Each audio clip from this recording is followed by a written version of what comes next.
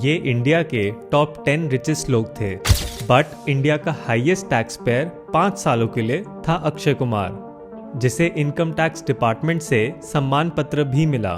Forbes की list of top 100 wealthiest people of India में अक्षय कुमार का नाम भी नहीं है।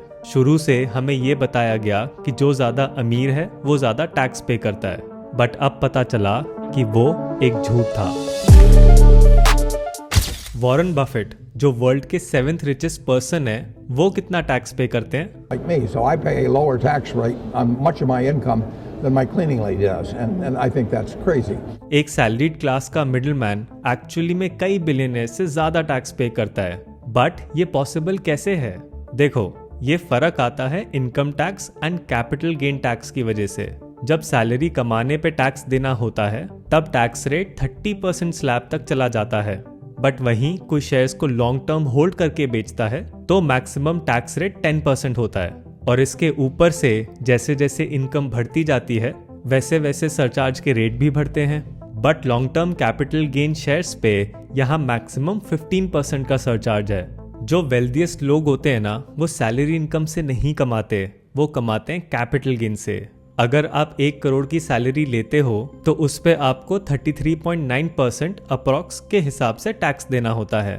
और वहीं अगर ये इनकम लॉन्ग टर्म शेयर्स बेच के कमाई होती तो टैक्स रेट होता सिर्फ 11.4% अप्रॉक्स। और कमाल की बात यह है कि अल्ट्रा वेल्दी लोगों को कभी कभी कुछ बेचने की जरूरत भी नहीं पड़ती। ये अपने शेयर्स एज कोलैटरल बैंक के पास रखवा देते हैं, लोन ले लेते हैं। अब ये लोन आपकी कोई इनकम तो है नहीं, तो उस पर कोई टैक्स तो बनता नहीं, और इस लोन से जो भी आपको लेना है आप वो ले सकते हो। प्लस इस लोन पे जो आप इंटरेस्ट पे करते हो उस पे आपको टैक्स बेनिफिट भी मिल जाता है। ये सारा खेल जो हमने अभी तक देखा, ये वेल्थ और इनकम के डिफरेंस की वजह से है। आपकी जो इनकम है उस पे टैक्स लगता है, बट आपकी जो वेल्थ है उस पे टैक्स नहीं लगता। बिकॉज वेल्थ क्या है? वो मार्केट वैल्यू है आपके एसेट्स की। सो मार्केट वैल्यू बढ़ने से आपकी कोई इनकम थोड़ी ना बढ़ रही है। टैक्स सिर्फ तब लगता है जब आप अपने एसेट्स को बेचते हो, उससे जो पैसा मिला आप उस पर टैक्स दो, एंड कितना देना होता है वो हम ऑलरेडी देख चुके हैं। नेचुरली जब इतने ह्यूज डिफरेंसेस होंगे तो एक्सट्रीम इनइक्वालिटीज भी होंगी। इंडिया की top 10% of the population hold करती है 77% of the total national wealth. In year 2000 9 billionaires थे in India, and in 2023 there are 119 billionaires. जिस रेट से अमीर और अमीर हो रहा है उस रेट से बाकी क्लासेस ग्रो नहीं कर रही। पहले एक टाइम पे फ्रॉम 1957 टू 2016 इंडिया में वेल्थ टैक्स लगता था, जहां आपको 1% टैक्स देना होता था अपनी वेल्थ पे, इवन इफ अगर आपने उसे बेचा नहीं है। बट इसे 2016 में अबॉलिश कर दिया गया था। उसके पीछे रीजन क्या था? क्यों वेल्थ टैक्स को लाया गया था? क्यों उसे हटाया गया? वेल्थ टैक्स एक्चुअली में था क्या?